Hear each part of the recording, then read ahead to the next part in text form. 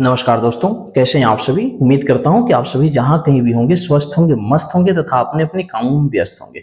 My dear, आज मैं आपको बताने वाला हूं कि संस्कृत में अनुवाद कैसे करते हैं। देखिए, बहुत सारे विद्यार्थी जो होते हैं वो संस्कृत का नाम सुनते ही वो घबराने लगते हैं, संस्कृत का नाम सुनते ही वो डर जाते हैं। वो संस्कृत एक ऐसे विषय को जो है इतना इजी सब्जेक्ट है जिसको काफी भारी समझ लेते हैं, काफी डिफिकल्ट समझ लेते हैं और उससे घबरा जाते हैं। तो माय डियर स्टूडेंट, आपको बिल्कुल घबराने की जरूरत नहीं है, क्योंकि मैं आपके लिए लेकर के आया हूं काफी बेहतरीन कोर्स। जो कोर्स जो है बिल्कुल आपको फ्री ऑफ कॉस्ट मिलेगा। आपको उसके लिए 1 रुपया आपको पे नहीं करना होगा, बशर्ते आपसे शर्त यही है कि आप वीडियो के अंत तक जरूर देखेंगे और जो है जितने वीडियो में डालूंगा उस सभी चीजों को आप देखते जाएंगे, उस सभी को लाइन बाय लाइन आप देखते जाएंगे। तो उम्मीद करता हूं कि आपको संस्कृत में किसी भी प्रकार की कोई भी दिक्कत आने वाली नहीं है। तो चलिए मैं शुरुआत करता हूं कि संस्कृत जो है हम लोग किस तरीके से पढ़ेंगे ताकि हमको आसानी से हमको समझ में आ जाए, है ना। तो चलिए यहां पर देखेंगे कि आज के इस वीडियो में हम लोग जानेंगे कि संस्कृत में अनुवाद किस तरीके से करते हैं, यानी कि संस्कृत में अनुवाद करने का वो क्या तरीका होता है। देखिए, होता क्या है ना कि बहुत सारे विद्यार्थियों को यदि दिया जाता है अनुवाद करने के लिए तो वो अनुवाद नहीं कर पाते हैं। कारण होता है कि उन्हें सही तरीका नहीं पता होता है कि अनुवाद वो किस तरीके से कर पाएंगे, किस रास्ते पर चल करके, कौन से मार्ग पर वो चलेंगे तो अनुवाद बिल्कुल सही तरीके से कर पाएंगे। तो सबसे पहले तो हमको ये जानना जरूरी होता है कि यहाँ अनुवाद की बात हो रही है। किसकी बात हो रही है? अनुवाद की बात हो रही है। तो अनुवाद किसे कहते हैं ये जानना हमको जरूरी होता है। तो देखिए, अपने भारत देश में विभिन्न सारी यानी कि बहुत सारी भाषाएं बोली जाती है। कोई भोजपुरी बोलते हैं, कोई हिंदी बोलते हैं, कोई तमिल बोलते हैं, कोई कन्नड़ बोलते हैं, कोई मलयालम बोलते हैं, कोई अंग्रेजी बोलते हैं, कोई उर्दू बोलते हैं, कोई फारसी बोलते हैं। यानी कि हमारे भारत देश में जो है विभिन्न प्रकार की भाषाओं का प्रचलन है और विभिन्न प्रकार की भाषा लोग बोलते हैं, ठीक है ना। उसी में से एक आपकी भाषा है वो संस्कृत है और इसी चीजों को हमको पढ़ना है। तो आज के इस वीडियो में हम लोग जानेंगे कि संस्कृत में अनुवाद किस प्रकार से हम लोग करते हैं, किस एंगल से हम लोग करते हैं, कौन से तरीके से हम लोग करते हैं। तो ये चीजें जो है हम लोग ध्यान में रखेंगे तो जरूरी होती है सही तरीके से अनुवाद को करने की। तो सबसे पहले हम लोग ये जानने का प्रयास करेंगे कि अनुवाद क्या होता है। तो देखिए, अनुवाद में हम लोग क्या करते हैं ना कि किसी एक भाषा के शब्द को दूसरी भाषा में बदल देते हैं, दूसरी भाषा में चेंज कर देते हैं, यही अनुवाद कहलाता है। जैसे आप देखेंगे कि अगर मैं कह रहा हूं कि मैं पटना जाता हूं, मैं पटना जाता हूं, इसको मैं हिंदी में बोला कि मैं पटना जाता हूं। यहां पर आप ध्यान देंगे और समझेंगे कि मैं पटना जाता हूं, मैं पटना जाता हूं। इसी को हम अंग्रेजी में लिखें कि आई गो टू पटना, ये ध्यान में रखेंगे, आई गो टू पटना। इसी को हम संस्कृत में बनाएं कि अहम पाटलिपुत्रम गच्छामि, अहम पाटलिपुत्रम गच्छामि, यानी कि मैं पटना जाता हूं, ठीक है ना। तो देखिए यहां पर हुआ क्या ना, यहां पर भाषा के शब्दों में चेंजिंग आई हुई है, भाव चेंज नहीं हुआ है। भाव यही है कि मैं पटना जाता हूं, ये आपके हिंदी भाषा में हो गया। आई गो टू पटना ये आपके अंग्रेजी भाषा में हो गए। उसके बाद से अहम पाटलिपुत्रम गच्छामि ये आपके संस्कृत भाषा में हो गए। Okay, any problem?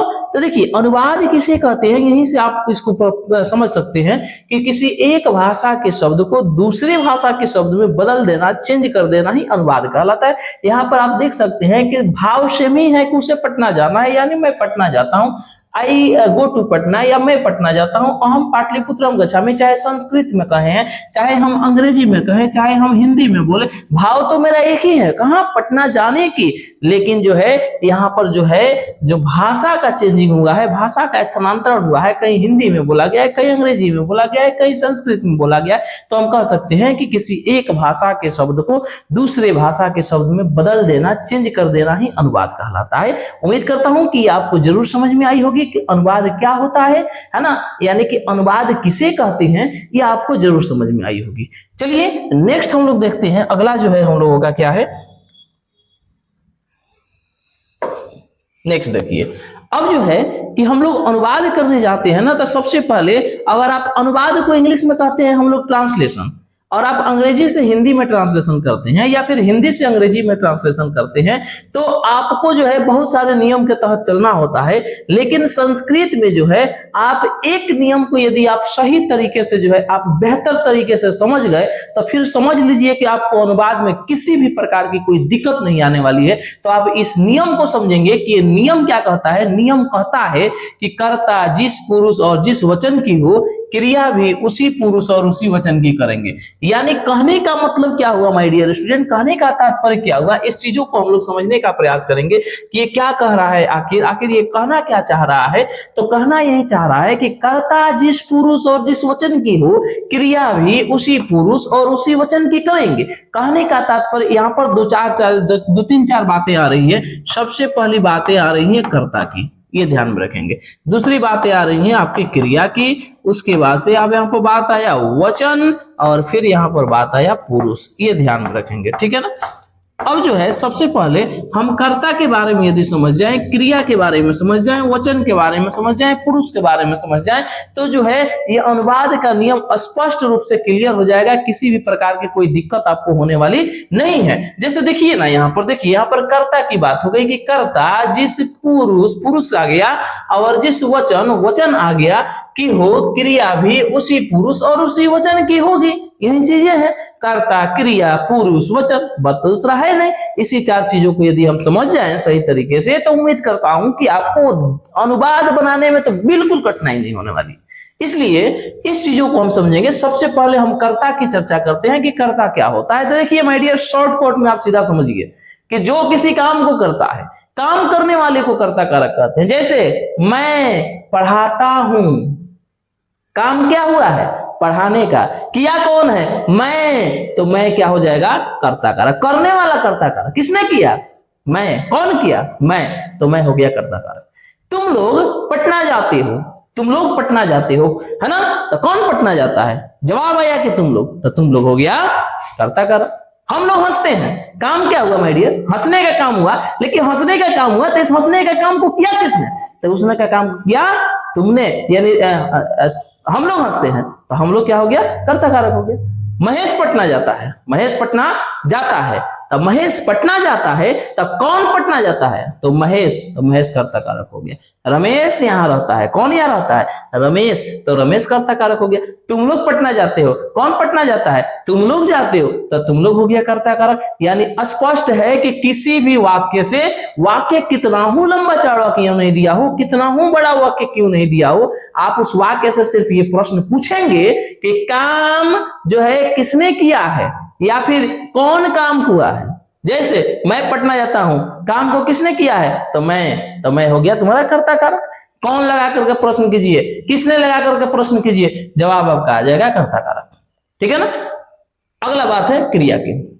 क्रिया कहता है कि किसी भी वाक्य में काम का करना या होना समझिए, उसे हम क्रिया कहते हैं। किसी भी वाक्य में काम का करना या होना समझिए, उसे क्रिया कहते हैं। मैं पढ़ता हूं, काम क्या हुआ, पढ़ने का, पढ़ना क्रिया हो गया। तुम लोग हंसते हो, काम क्या हुआ, हंसने का, हंसना क्रिया हो गया। महेश खेलता है, काम क्या हुआ, खेलने का, खेलना क्रिया हो गया। तुम लोग दौड़ते हो, काम क्या हुआ, दौड़ने का, दौड़ना क्रिया हो गया। महेश यहाँ रहता है, काम क्या हुआ, रहने का, रहना क्रिया हो गया। माय डियर स्टूडेंट, इससे स्पष्ट यही होता है कि आप देखेंगे कि पढ़ना, लिखना, उठना, हंसना, खेलना, चलना, दौड़ना, रोना, गाना सबके अंत में ना आ रहा है, तो अक्सर आमतौर पर यह कह दिया जाता है कि जिसके अंत में ना समझिए, ना जो आ जाता है उसको हम क्रिया आप कहते हैं। लेकिन ये बात 100% परफेक्ट नहीं है। जैसे एक एग्जांपल के तौर पर मैं आपको बताऊं, यहां पर जैसे हो गया कि पटना, ठीक है ना, इसके अंत में भी ना है, लेकिन ये क्रिया नहीं है, ये एक जगह का नाम है।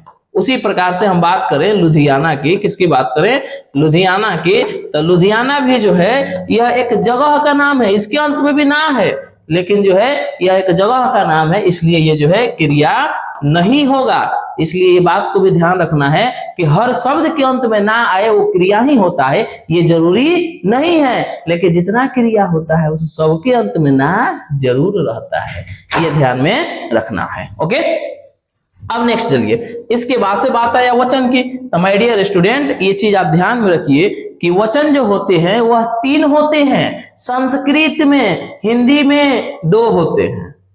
संस्कृत में वचन 3 होते हैं, एक आपका एक वचन, एक द्विवचन और एक बहुवचन। लेकिन हिंदी में द्विवचन का कहीं जिक्र नहीं है, हिंदी में सिर्फ और सिर्फ आपका होता है एक वचन और बहुवचन। लेकिन संस्कृत में एक वचन, द्विवचन, बहुवचन। और अब बात करते हैं हम पुरुष की। तब पुरुष जो है वो भी संस्कृत में 3 होते हैं, हिंदी में भी 3 होते हैं, इसमें कोई चेंजिंग नहीं होता है। प्रथम पुरुष, मध्यम पुरुष, उत्तम पुरुष, ये याद रखिएगा। प्रथम पुरुष, मध्यम पुरुष, उत्तम पुरुष, ये 3 होते हैं, चाहे हिंदी की बात कीजिए तो और चाहे संस्कृत की बात कीजिए तो, ये ध्यान में रखिए। तो यही चीजें कह रहा है कि कर्ता जिस पुरुष और जिस वचन की हो, क्रिया भी उसी पुरुष और उसी वचन की करते हैं। यानी कर्ता आपका प्रथम पुरुष एक वचन का है तो हम क्रिया भी प्रथम पुरुष एक वचन का करेंगे। कर्ता यदि उत्तम पुरुष बहुवचन का है तो क्रिया भी हम उत्तम पुरुष बहुवचन का करेंगे। उम्मीद करता हूं कि यहां तक आपको समझ में जरूर आई होगी। चलिए नेक्स्ट हम लोग देखते हैं। इसके बाद जो है अब बात आती है सबसे पहले कि लकार की बात आती है कि लकार होता क्या है। ठीक है ना, आप वीडियो के अंत तक बने रहिएगा, आपको किसी भी प्रकार से कोई भी परेशानी नहीं होगी। यदि आप अंत तक वीडियो को जरूर देखते हैं तो मैं उम्मीद करता हूं कि आपको संस्कृत से रिलेटेड तो किसी भी प्रकार की कोई भी दिक्कत परेशानी तो मैं आने नहीं दूंगा, इसलिए आप अंत तक जरूर बने रहे। अब देखिए लकार की हम बात करते हैं। किसकी बात करते हैं? लकार की। तो लकार जो है उसको इंग्लिश में हम टेंस बोलते हैं। क्या बोलते हैं जी? टेंस बोलते हैं। और हिंदी में जो है उसको हम लोग काल कहते हैं और संस्कृत में कहते हैं लकार।